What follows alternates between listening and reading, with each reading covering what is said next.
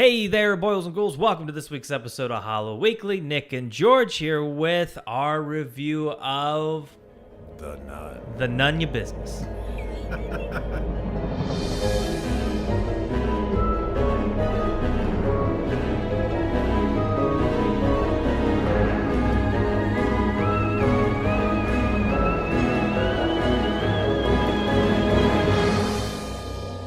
None your business. The Nun, 2018. Did you go to a different movie? I'm jealous. No, it was the same film, but I went in and I was like, so what's Valak's backstory? And they said, none your business. We're not going to get to that. And I was like, all right. And they didn't. And they didn't. They absolutely did. That's true. No, so this is a interesting kind of movie. Can we just say at the outset, just for anyone that's listening, this discussion is going to contain a lot of tangents and side things that are nun related, but not the nun, just because I don't think there's even enough in this movie to sustain an entire podcast episode anyway. No, there's really not. And it's not that it's a bad, and this thing is like, I don't want to call it a bad film because like the way we were messaging each other about it was I was watching an old episode of Jesus and Marrow, and I forget the Michelin star chef they had on there, but he talks about how he got a book on cooking, but it was all about the technique. And I feel like this movie got a lot of technique down, but it didn't have enough good ingredients to make a wonderful dish. Yeah, absolutely. I mean, there's definitely things missing from this movie, like movie Story. But, right. But I mean, so I think it would be boring because I feel like the internet consensus is pretty accurate and pretty well known, right? So like, just so that we can skip the basics, the story was weak, the atmosphere is on point, they say, right? Yeah. And that for some people it's scary, right? Just because of the preponderance of jump scares and the amazing monster design of Valak, right? Yeah. So I mean, that's where they landed, right? I feel like we land sort of similar in the consensus part. But the devil's in the details, right? Because there's some really interesting things that are happening here in this movie. So, like, if we not to chronologically walk through it, but basically, this movie is set in Romania In the 50s. in an abbey in the 50s, and it's a prequel to the to The Conjuring. Yeah. Yes. Yeah. Okay. So, and then what happens is they bring in Peter Vincent Valak Hunter. So this character shows up and he's just Always frowning. Yeah, always frowning. But he looks badass though. Oh, his frown is spectacular. He held the frown the whole movie. He feels like a rugged priest. He's just like, this is just what I do now. Yeah. So I just do this. And so he's dispatched with Thaisa Farmiga to who's a young novitiate who hasn't taken her nun vows officially, right? And they're going Did they mention that in the movie? 100 times. 100 times. And then they're going to investigate the suicide of a nun who's found by a villager at that village in Romania. Frenchie, who's French-Canadian. Right. I liked Frenchie, though. Yeah, Frenchie was pretty... was definitely the best character in this movie, besides maybe Valak. And then they're investigating, and then I would say hijinks ensue, but they don't, because they just move into the abbey, and then nothing happens for 2 hours. You think things are happening, but they're not. It's all in people's heads. And then it connects up with The Conjuring. Yeah, it's really weird. Right? Like, it's... And like, the only thing I can really talk about in this film is just how great the atmosphere was.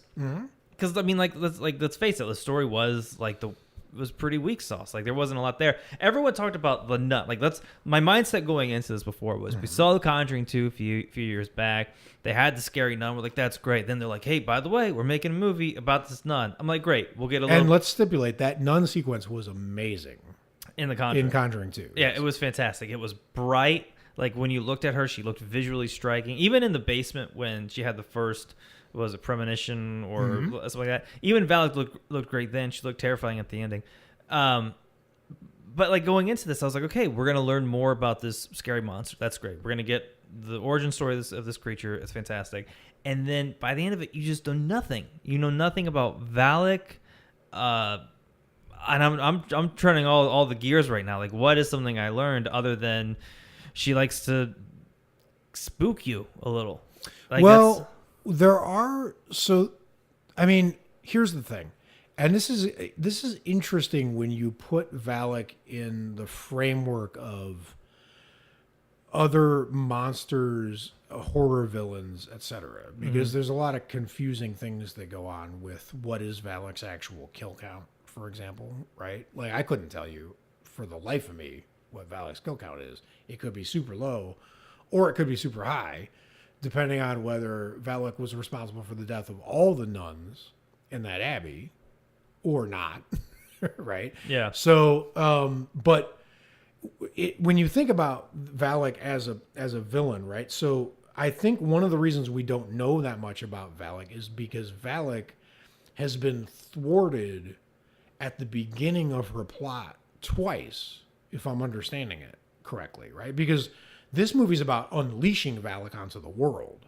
Mm-hmm.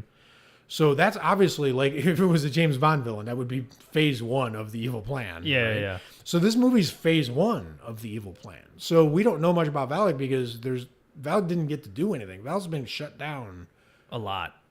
twice, which I think is mishandling that great character design. I wanted it to be more ferocious. I wanted it to have more impact on, like, things in the world. It does connect up with The Conjuring in a way that I also didn't like that much. It felt so rushed. It was just like the film ended and it was like, oh, by the way, this takes place in the Conjuring universe. Right? Yeah. Well, that was a weird part, but the thing to me is, so let me dive into, like, an objection here and see where it leads us real quick, right? Because this bothers me a lot as a Hammer Films fan. I've seen so many people say that the thing this movie has going for it is that it's a throwback to the Hammer films and their aesthetic, right? And it makes me so mad hearing that, because I feel like that's so wrong, right? So I get it, right? Like, when you're sitting here, if you're listening to this podcast right now, you think to yourself, if you've watched any Hammer movies, what are the first 3, 4, 5 words that come to mind when you think Hammer, right? We did this, right? Yeah. And it was Gothic, castle, atmosphere, fog, Very red blood. red color, Europe, Vampire right? cleavage. Right, sexuality, and pushing the boundaries, right? And also taking, which is crucial, taking old properties like Dracula and Frankenstein and redoing them in their own way, right? So, that's what you think of when you think of Hammer. This could not be more opposite of that. The only thing that makes the Hammer comparison float to everyone's head, I think, is it's set in Romania, right? And there's fog in a castle, which to me feels more universal than Hammer. But there's no color in this movie at all. Yeah. Zero colors. It's 2 shades of gray. There's a little bit of brown. A little bit of brown. Yeah, true. And then there's no Hammer movies had so much humor in them, right? Even the scary ones, they had humor in them, and this had zero humor. There was nothing intentionally funny. They had the one joke that was pretty funny is when they looked at spoilers, which it's a nun movie. Yeah, there's none of these spoilers. Nothing happens anyway. Yeah, nothing happens. So there's really no spoilers. Is when they pull out the blood of Jesus, and the guy goes, "Holy shit!" and he goes, "The holiest." Like, that was really funny. That was really. But they needed either more of that. That it was. So here's the thing: that was really funny, but it came from a non-funny person. So even that was jarring, because it just felt like a joke dropped in, because that guy was not funny. He was the funniest one in the movie, but that's not saying much. So, like, if in Horror of Dracula, Hammer's best film, it's mostly scary and mostly intense. But, like, there's a great sequence in that movie where Dracula is dashing to get back to the castle before the sun comes up. And he's going like 80 miles per hour in a coach with the horses, right? And he looks insane. And he comes up to a gate, and there's this gatekeeper who is supposed to be like this military guy, really disciplined, but he's not. You can tell he's like a drunk schlub. And Dracula just crashes through his gate and breaks it. And he comes out and he shakes his fist at him, and he does like that thing you do in the cartoons where you say like the symbols. He's like, ransom, ransom, ransom. Yeah. And then the Dracula's gone, right? So then it flashes to him like an hour later, and he's fixed his gate, duct tape and sticks and splints and glue, right? And then the people chasing Dracula are coming. He's waving them down, and they just blast through it, right? And it's hilarious, right? And he's just a funny character. He's like the TSA guy in Get Out. He's just inherently funny. This has none of that. It's got no color, no depth, no. And then, but the most crucial thing, the thing that bothered me the most about this is, let's take Horror of Dracula Hammer's film for a second. Most of that film takes place in the village. Some of the movie takes place in Dracula's castle, right? So the Jonathan Harker sequence and then the climax. Yeah. But the rest of it basically takes place in the village. And interesting things happen in the village. They're trying to ferret out the secrets of Dracula. Some of the villagers are like, no, we don't talk about that. Spit. Yeah. And then some of them are like, yeah, we'll help you because we feel bad because you're going to get slaughtered. So so there's some people that are on their side. Some people they think they're on their side, actually aren't. And then Dracula starts turning people. So all of a sudden you see people suspiciously wearing scarves, like hiding their neck wounds. And there's this drama of who's on their side, who's not, and how you get to know how the village functions, how they party, and then the threat of the castle looming over all that, over all their normal lives. They're just trying to keep their normal lives going. And the castle is just ruining it, right? This movie is set entirely in the Abbey. Entirely, right? So you have it's flat. Once they get there. Right. Frenchie has one 2-second scene in the village where you meet nobody. And then he goes back to like the bar with his cross and Right. And then everything there is the same 2 shades of gray, and everyone's acting like there's no one's having fun with beer steins or drinking. Yeah, it's just everyone's all nerved out already, right? There's no normal life to protect because they don't have a normal life. So the movie just fast forwards past all the interesting things. So, but think about it. You're a huge Bram Stoker's Dracula fan, right? Imagine that movie, except for they never leave the castle. It's kind of exhausting. That's what this movie is. Yeah. Right? And it's so dark, too. Like, talk about the colors from Hammer. Like, we went to iPix, which is a great theater. Yes, totally. And there was parts of this film, like, when I was looking at it, and it was so dark. I was like kind of squinting my eyes, going like, "Is there something like are my eyes going out? Like, what's going on here?" And like I just genuinely could not tell what was happening on the screen. Yes. And like there's sometimes like in films like Conjuring 2 when they talk to the one guy who's possessing the little girl and he's out of focus, and like that's a cool scene, but like it's out of focus. I still know what's going on. There were just scenes where I did not know what was going on. Like there's ways to do that where like you still have the audience like guessing. Sure. But I was just guessing just to know. Like it wasn't like I'm trying to piece it together. It's like I just want to see a movie, and I can't. And it was probably to hide things in the background because they did that a lot. That's 2 things I want to talk about with the monsters in this one. Sure. Is one is I really was hoping this would be a terrifying film. Yes. Like the last film I saw that really like scared the shit out of me was Hereditary. And it played it. If they had shot this film like Hereditary, I think it would have been frightening.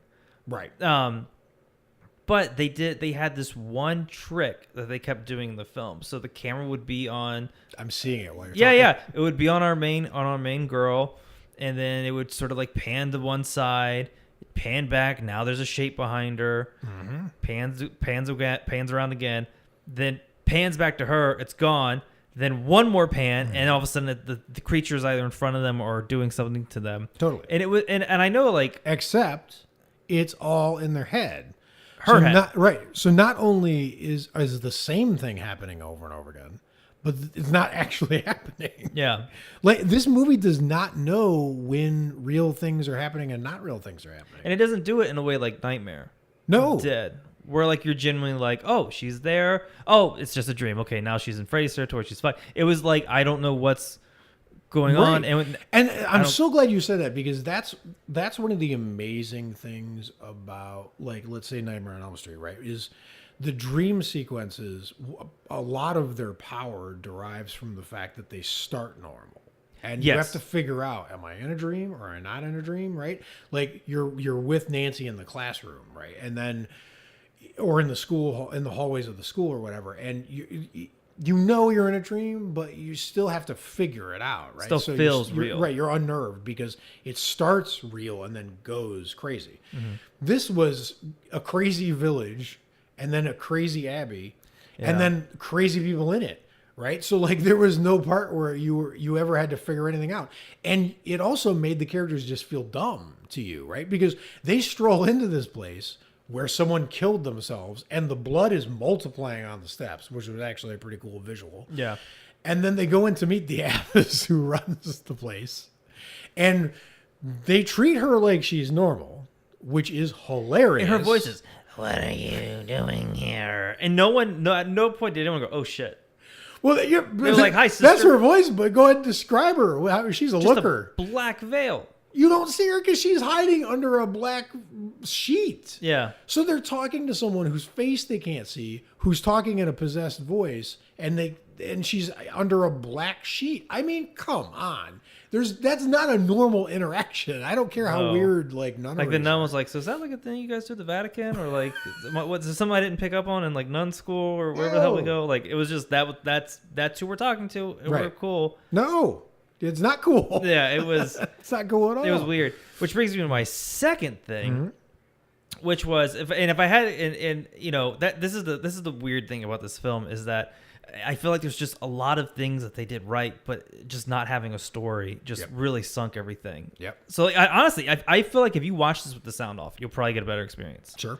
Because visually, it's fucking cool. Like all the James Wan stuff visually is through the roof amazing. In the intro, the way the film begins was super well done. Yes. But here's where the intro was great. And here's where I get conflicted. The first time Thaisa Farmiga has like an actual face to face with actual Valak. Yes. That was insanely well shot. And it was cool. And it was still Valak dark, which looked cool because her eyes were glowing. And it looked sort of like Mr. Barlow in the Salem's Lot mini series. But that was the only time Valak really looked vicious. See, for me, I don't agree. I feel like but I love Valak. But I'm comparing this to the fact that I think, in terms of where is Valak more terrifying, in the Abbey, in the mist, in the dark, or in the middle of your goddamn hallway? Totally. To me, she was way more frightening. Absolutely. in the home of the Warrens. Absolutely, but that I think the only place I disagree with you is just the subject of it, right? So like. What you said was it's the only time she looks terrifying. I feel like she looked terrifying the whole time because she's inherently terrifying. I think that half the time you saw her, she had a black face. The setting was wrong, right? Everything that was the context she was in was wrong. But it looked like if you cut her out of the frame and put her into your doorway, the exact way she looked in any scene of this, you'd be terrified of her in the doorway. She looked scary. It's just the movie wasn't setting it up so that she would be scary. But still, that still goes to my point of she looked more terrifying in The Conjuring. Yeah, for sure. In The Conjuring, and even, you know what's funny is like there's certain films like American Werewolf where they're like we're gonna do this in the light, like we're gonna show you the monster, and it's like that's really cool. Yes. And there's other times where like I don't really want to show you too much of her, and I feel like you got a little too much Valak. So by the time the ending scene came, like she is like her design's still very awesome. Yes. It didn't have the power like it did in The Conjuring, like when she's choking the nun, our main lead under the water. And they also, what I think kind of screwed her over, was having her talk. Do you remember the line she says in the end of that film? No. To Frenchie, she talks. Someone compared it to like a teenager. How did I miss that? Her line to Frenchie, even though we know nothing about this guy, is "You're a failure. Everyone thinks you're a failure," or something like that. Oh, yeah, that was terrible. And I'm like, please, Valak, don't talk. Just like, or if you say something that will chill me to the bone. Like, let me know how fucked I am. Yes. But when you're like, you're a failure, like, come on, man. Like, no. I was a teenager once too. Like, I get it. You've been locked up for a minute. Self-esteem is not the way. It was just a weird thing. Right. So but no, I totally agree. I think that's a great point because you're absolutely right. I forgot that happened. I think I was putting it out of my head, but and the other guy, the Frown Priest, he had like his Flatliners backstory, right? Where he had done something bad to a kid, and the kid kept showing up and spitting. He went too far with like an exorcism. Like he was doing what he thought was best. And fucked the kid over. And which whatever. Like if you've saved a whole bunch of lives and you lost that one, the math is still on your side. So there's no reason for you to walk around moping. Yeah, like that one kid's mad. You're like, listen, I saved like the rest of your village, dude. Like you were the one who didn't make it. Like that's on you. Right. Your soul was weak. Well, I don't know if it's because he was tied up being exercised.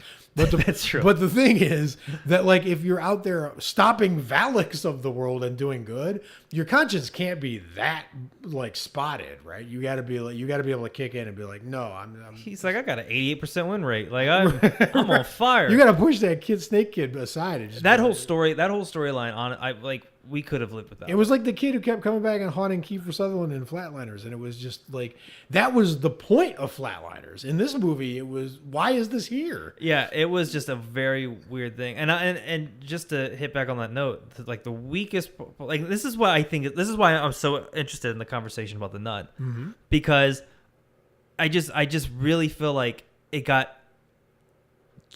it's sort of like when you take a test, like if you were a student like me. We're talking D's, lots of F's and C's. Like okay. School was not my jam. Sure. There were certain tests that I would take and I would be like, man, I know all this shit. And I'd feel good about it. And then I'd get like an F or a D and I go, oh, turns out I didn't. I feel like I had of me killing it was the atmosphere of the film. Like it did such a good job, and then it like showed it in the theaters, and it was like, we're making all the money, I'm feeling great. But why am I still failing? And it's like because you didn't actually know what you were doing. You looked good doing it, but you didn't actually know. And I think that. Well, there's actually I wish I had written it down, but I didn't. So, but I'll urge everyone to go look at it. There was actually a really really interesting review on TheRinger.com. about this movie, and it was like this, the Nun gives us the backstory we didn't ask for, was the premise of it, right? And it quotes Patton Oswalt in this. He has a segment of some kind where it's called something like "In Which I Killed George Lucas with a Shovel" or something, right? And what he says was, don't give me all the prequel backstory and like whatever. Ice cream. He talks about the ice cream. Yeah. He's like, right, exactly. He's like, I like what I like. Just give me what I like, right? So I mean, you could explain it better than me, but it made sense because the Valak came out of nowhere with no motivation, a la first Michael Myers in Conjuring 2, right? And that was terrifying. And then they gave us all this backstory that we don't need or want, and it didn't enhance anything, right? But it was an excuse to do visuals, and I think that's what this movie is for. Yeah, is to give you visuals and atmosphere. That's what they wanted to hide. The Valak name everywhere. They wanted to fire up the fog. That's what we discussed before we were recording. Is like that's what James Wan is just fucking killer at. Like any visuals. Like let me ask you right now, what's the story of Insidious? Oh God, at all? Like, give me any Insidious fan, so like, I can't help you with any of this. But if I showed you that, but I'll know it when I see it. You'll know it when you see it. Exactly, and I think he creates monsters like a motherfucker. He's a mad mythologist. Like those kind of things are really really good. There's no doubt about it. That part. That's why like I told you before we started recording, I'm ride or die with Valak. Like I love that character. It's my favorite mainstream horror icon since like Sam. Right? Yeah.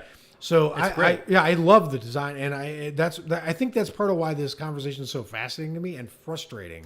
And the movie's frustrating because it had it and then it didn't. Yeah. Right. And that was just really. And it's made a lot of money. But let's talk for a second. It has made a ton of money. So let's talk for a second. Take a step high level as horror fans, right? Yeah. This was a big week for horror fans when this movie dropped and the Halloween trailer came at the same time. Yeah. Right? And Jordan Peele announcing today he's doing Candyman. Amazing. Which is definitely the best movie made from a Clive Barker property. So you have all of these amazing developments, and it's interesting on the tracks they ran because Halloween, which they showed at TIFF, right? Halloween comes out and it's getting rave reviews from critics. This movie's The Nun's getting massacred with critics, but it also made all the money in the world. Yeah. Right? So you have horror really just stomping through Hollywood like Godzilla, knocking everything out of its way, saying we've arrived. This genre is it's on another wave. Yeah, exactly. And that's a great feeling for horror fans. And I think horror fans are hungry for movies that have atmosphere and don't rely entirely on gore, right? Which is what James Wan's specialty. And this was rated R. I don't know why. I've seen people talking about that too. Like, why was this rated R? Like, there was nothing crazy. There wasn't not even visual, but also just what they were talking about. There was nothing. Yeah. Like the whole crucifix thing with Regan in The Exorcist is darker and more disturbing in 3 seconds than anything that happened in this. Yeah, so I don't know why I got PG. Right? It doesn't make rated R. Right, it doesn't make any sense. But it's interesting that horror fans are hungry for this, right? And it also kind of sheds light on how screwed horror fans have gotten without really knowing it, with this movie whiffing so bad for what for the atmosphere that you. So horror fans have alternatives, right? So because we want something that's smart and has atmosphere and isn't relying on gore or jump scares. And this was like a jump scare extravaganza. Yeah. And then the Dark Universe also failed from Universal, right? So which is also this along the same lines of this atmosphere or whatever. So horror fans are ready. They just want someone to do this right. And then they got The Mummy. Yeah. And then we got The Nun. So first of all, don't give us any more movies with the blank. Right? Yeah. That's just a bad sign right off the bat. And second, you were right there. It was so close. And, honestly, if you even just tweaked The Nun a little bit to make some of the things that happened in it real and not hallucinations, it would already be a better movie. Yeah. But nothing that's happening in this movie is really happening. I mean, there were so many scenes where terrifying things would happen, and then all of a sudden everyone would shake their heads and their eyes would clear, and then it'd just be in the room they were in. It happened like, what, 12 times? Well, come on. Honestly, and as an editor, I think if they had taken out 70% of the jump scares, you could have had that tension throughout so much of the film, so that when the jump scares did happen, they would be way more impactful. Totally. But and I'll be completely honest, when it comes to horror films, I'm a pussy. You'll get scared easily. I get scared super easily, which is part of the reason why I like it. Yep. But this is the one film, and we saw it at iPix. When you go there, you lounge back, you get a little blanket, and I was joking with you, I'm glad we're seeing The Nun where I have a blanket to hide under. Right. And I honestly this is. It was like we were watching Incredibles 2. Yeah, exactly. This is my review. I didn't need my blanket to hide under for The Nun, which is sad because I genuinely, I told Alex, she was like, "How scary do you think this is going to be?" I was like, "I hope this is really scary." Yes. And I know some people be like, "Oh, well, you got your expectations too high." Well, then they also had those articles of The Nun trailer got banned for being too scary. Right. Yep. So it was I don't know. Well, and plus there's been a roll of movies that have been intense and scary. And they're not the Conjuring, Sinister, Insidious style. They're the A24 style. Yeah. Right? And this felt like more of that. Oh my God, it's weird. They put it together. Now it's going to be Blumhouse A24, that kind of. So it's going to be it's going to feel like a franchise film. But this wasn't Blumhouse, remember? Right, it's true, right. But the point is, they were going to take. It was a franchise movie that was going to have that weird, intense, make you nervous thing that A Quiet Place did, and atmosphere. It was going to have it all. Right, so it wasn't expectations. It's just a really ambitious. It could have been so good. Yeah. Right, and then to have it end up being this is it's more than expectations. It's the recipe. Yeah. Right, there were so many good things in this recipe. Right, when you come home and you start throwing stuff in the pot, if you throw in Velveeta and dry penne.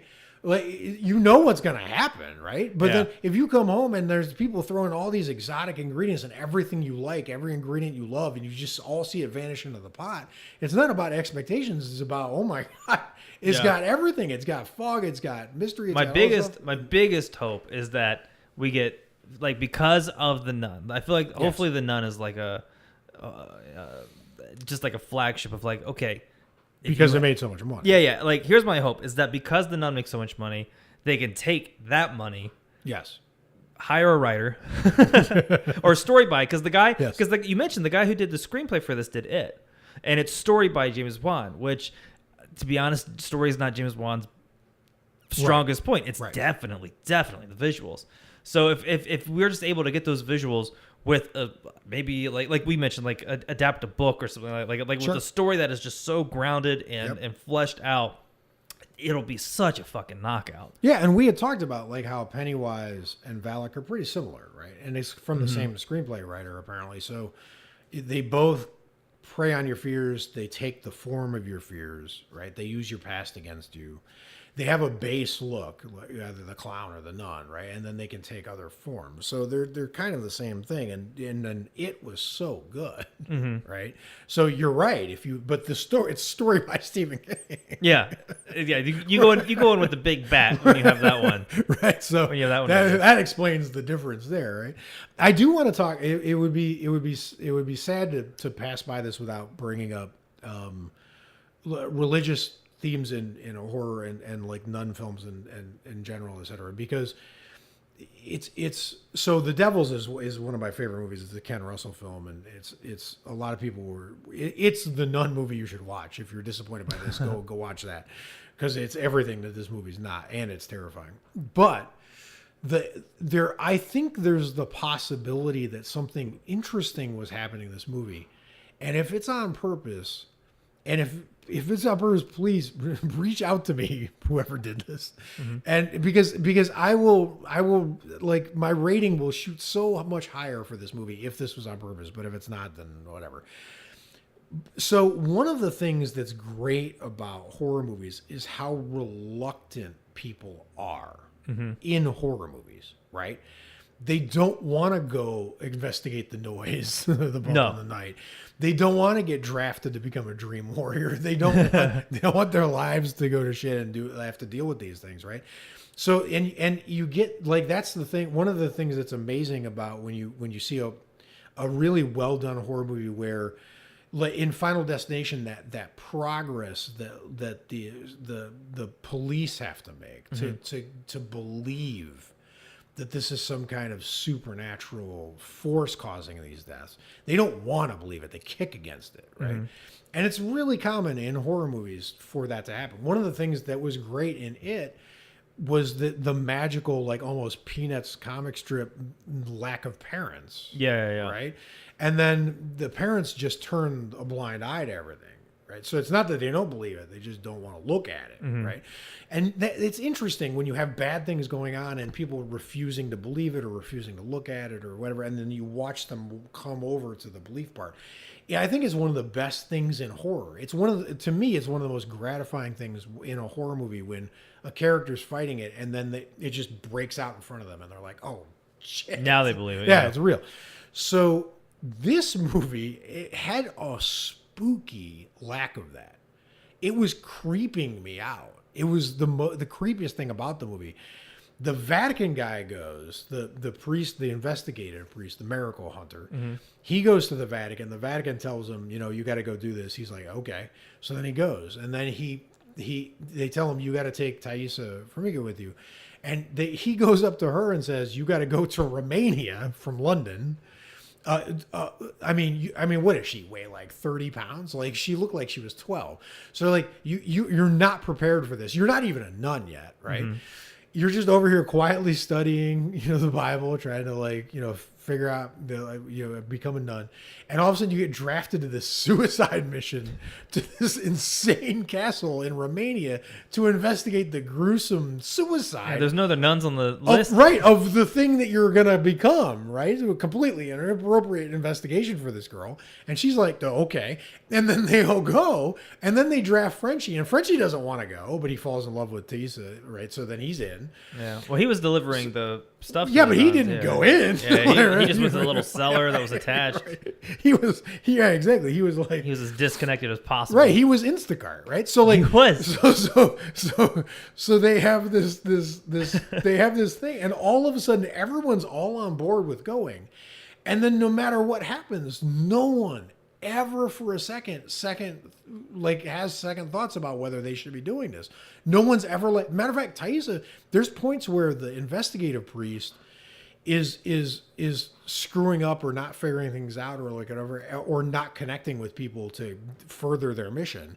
And she just steps in like she's like done this a million times. And she's like, well, why don't you show me there? Or why don't we do this? Or what did you think about this? She's fully on board like the whole time. And the reason I went through this whole long-winded thing is I think it's possible that there's a point here that people who are religiously basically fanatic don't have that filter. They're not going to second guess a mission. If they're told to do it, they're going to do it. And if they're told they're going to believe in it, they're going to believe in it, right? And the fact that this movie has less of that resistance of the mission than any horror movie I can think of, that everyone just blindly was like, sure, dead nun, suicide. Why not? Why? Yeah, Instacart. Let's keep it going. Like, let's do it, right? The fact that they all just went in full-fledged into that without ever second-guessing it, that feels like a point that the movie might have been making. And if it was, it's kind of cool because it meant they were all like, I forget how it goes in the old time movies, but the snake charmers, you know, where they have the pipe and they play the song and the cobra sways and it's just hypnotized, whatever. They were all just hypnotized cobras. They all just were like following the mission, no doubt, right? Yeah. And that was the spookiest thing about this movie to me, right? But I don't know if it was on purpose or not. But yeah. It was a kind of a cool, creepy feeling. And that was like, they just, the characters knew things they shouldn't have known. And we joked about it because my favorite example of them knowing things they shouldn't have known was the sequence that a lot of people online were bragging about that I found super disappointing, which was the buried alive moment. I have never seen a less terrifying buried alive moment. And buried alive is a terrifying thing. Yeah. Right. And was that scary to you? The whole bell ringing? Yeah, like compared to like Kill Bill or something like that. Like, right. No, well, because or buried. If the vanishing. If they had actually killed the priest in that buried alive, like if she had never discovered him, it would have been really terrifying, knowing that the rest of this film he is losing oxygen. Yep. And he's dying. Yep. The fact that they sort of played it safe and he survived, I think, is what took any weight from it out. Right, but the setup of the scene is, and that was cool. It's a cool concept. The way he gets, yeah. Well, the setup is that the graves in that day, because it's an ancient cemetery, right? They had bells with strings attached that went down into the grave in case you were accidentally buried alive because medical practices were questionable. Yeah. Right? You could ring the bell and alert people that you're trapped down there, right? So he goes out to investigate. I'm sorry, he doesn't go. He goes out to be in the movie Flatliners, and then he gets tricked. He sees one of the weird shadows walk by him. He has his flashlight. Well, the radio comes on and plays the most on the nose song you could think of. Valak plays Valak's top hits. You Belong to Me. You Belong to Me, yeah. Right? So then he goes out to investigate. He ends up tripping and falling into a coffin, which magically gets covered with earth and grass. I actually liked that scene. Like it was never disturbed. Right? I liked that part. I thought that was really I hated that awesome. part. I loved the bells, right? Because I thought the best moment of that, because so let me get, here's the setup, and this is why it bothered me, like, because we were joking about this. There's no way she should know this. She's asleep in her room. She doesn't know that the father's left or whatever. She doesn't know he's gone. She doesn't know he's investigating. For all she knows, he's next door, right? So then she hears a noise.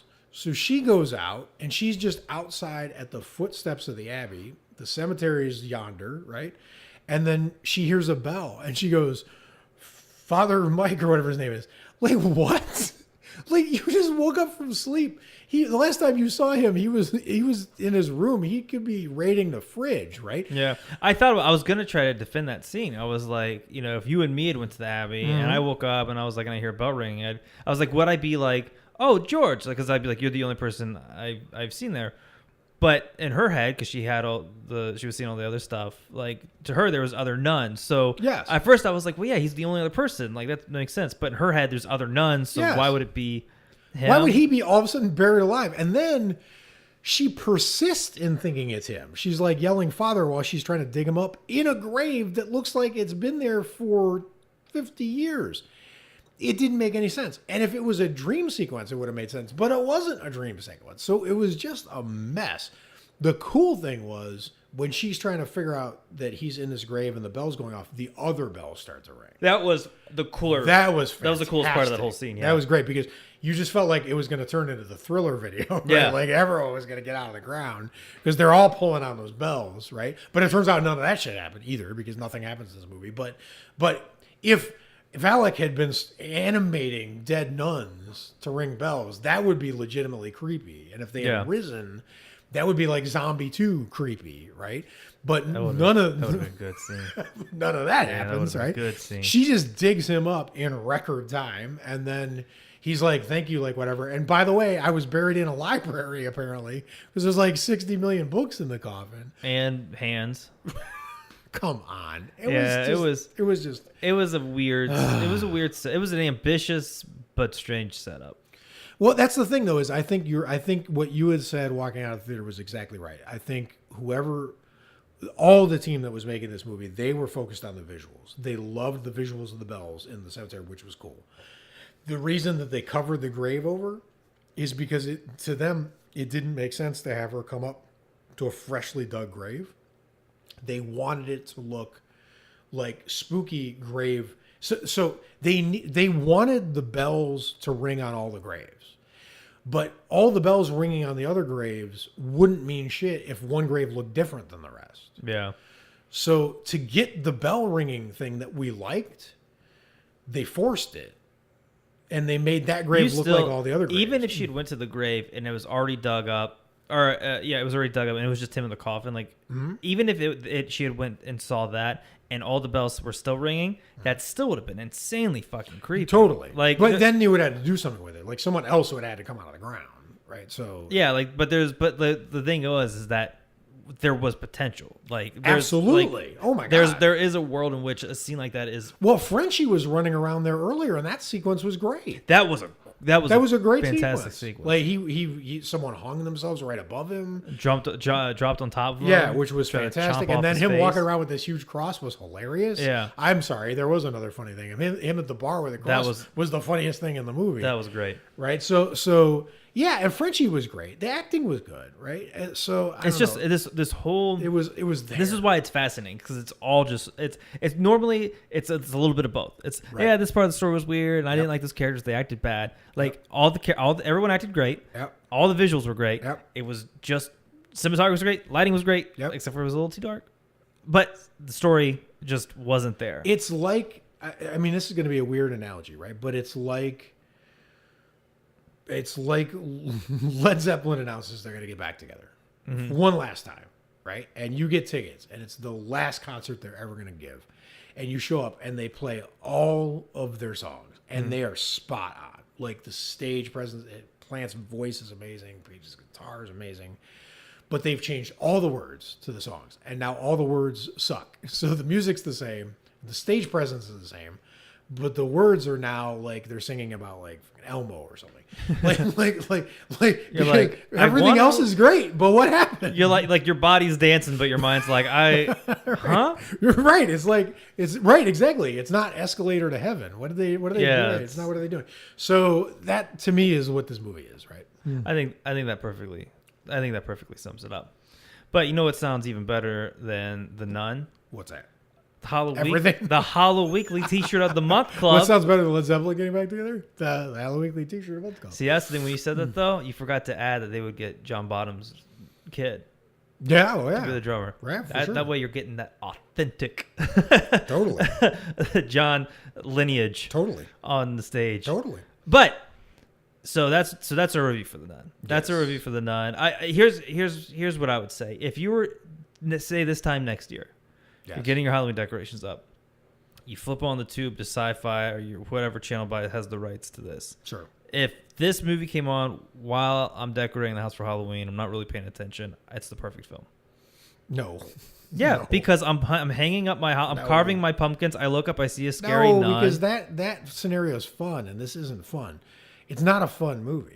It's any horror film you put on while you're putting up Halloween decorations is a fucking fun movie. No, I could put on any Nightmare on Elm Street. I'm gonna have fun. I could put a Scream on that. Yeah. Even if I put on Hereditary. Totally. How's Hereditary work? Hereditary's fun because it's amazingly well done. That's fun. It's fun to know that people out there are that talented. All you want to do is see spooky visuals. How is this not the perfect film for when you're hanging up Halloween decorations? You know what? I totally changed my mind. Never mind. I forgot how good the music is. You're right, totally. You don't even need to really look at it. You can just listen to it. Because I forgot how evil Gregorian chants sound when you like add a horror. And then you see your scary nun. You see your candlelit, all right, fair enough. Things. Because what we say the worst part was? The story. Totally. I ain't paying attention to the story. I'm getting 100% of the shit I just said we all like. You know what? I take it back. The Nun is vastly improved by not watching it. by not listening to it. Or either listen. Well, if you could get the soundtrack without the story somehow. Actually, I'm gonna dig up some of the songs. There was an old band that probably no one remembers called Enigma. I actually gotta say one more thing before that. So, it was a band called Enigma. They took Gregorian chants and they made them like Zen relaxation music, like meditation. How'd music. they do that? No, and they also made it like a little dance music. It's really unique. It was really. I only heard a couple songs of theirs, but for some reason they became a big hit out of nowhere, and it confused the shit out of everybody. Because Madonna would come on, and then all of a sudden you'd be hearing like 16th century Latin chants. You're like, what Holiday? the fuck is happening? Oh. I just got to drop one more thing in here because I got to give props to Bonnie Aarons. I'll put this in the show notes. She plays Valak. Okay. You ready for this? Do you know her background? I don't know her background. Okay.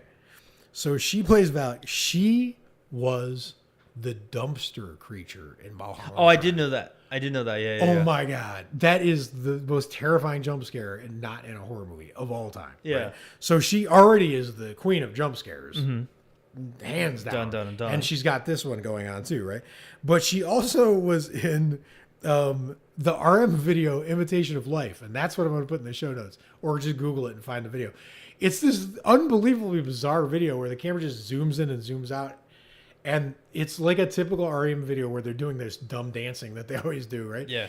And then like everyone is cheerful but a little weird, and then it zooms in on you're just as Valix in an RM video, and you're like, oh my god, it's the most terrifying thing ever. And then the camera zooms back, and you're like, whoa, maybe that didn't just really happen. And then it zooms in again. It's like Valak. You're like, what? Oh, wow. Yeah, it's pretty terrifying. So she is amazing. I just want to give her props. Okay. There we go. Well, that sounds good. So watch it without the story, the visuals, Sure. and you'll be 100% better. I say watch Horror Dracula and the Devils instead. But okay. No, that's a fair. I think that's fair. But at least look up some of the visuals when it comes out. Yeah, Because there are some shots that are pretty cool. Yes. But what's even cooler than that? You ask? I do. Who likes t-shirts? I do. Do you wear a t-shirt every day? Every day. I do most of the time. All the time. I'm not one of those dudes. Some people just like don't wear shirts. I'm like, how do you do that? Like, how do you not feel comfortable? You know what I mean? But we have a solution for those guys. We do. And that is the Hollow Weekly store. And we've combined the best of both worlds. So normally we plug the Patreon story, the Telltale Midnight Interactive Horror Game, or we plug the Shopify store. Yes. So now we combine the best of both worlds. If you like horror stories and you like not walking around shirtless like you're at a NASCAR race, Which hopefully you do. Hopefully you like it. We combined our for the $40 a month. That is the killer tier. That is the creme de la creme tier on Patreon. Not only do you get the status of the killer, which grants you 5 rolls a month to survive the Telltale Midnight Interactive Horror Story Game, but it also signs you up for the monthly t-shirt. So when you sign up for that, all you got to do is be like, hey, is it the first of the month? Oh, that's a bomb-ass design. You just put in the Hollow Weekly on the Hollow Weekly page. Guess I'm going to have that on t-shirt and however long the shipping takes. That's right. Depending on where you live, because right. the vendor's in Michigan. So to check that out, if you want to see both of them, go to patreon.com/HollowWeekly or go to HollowWeekly.com for all of your original merchandise. And if you don't like that idea or horror, you can go to NASCAR.com and order their. Oh, you don't need a shirt. No. Or you can just go to Valak's origin story, which doesn't exist because we never flipping got it. No, we didn't. But more importantly, until next time, stay scary, watch a bunch of horror movies, and we're getting closer to October, so start putting up the Halloween decorations. Exciting. This is good stuff. Until next time, bye guys.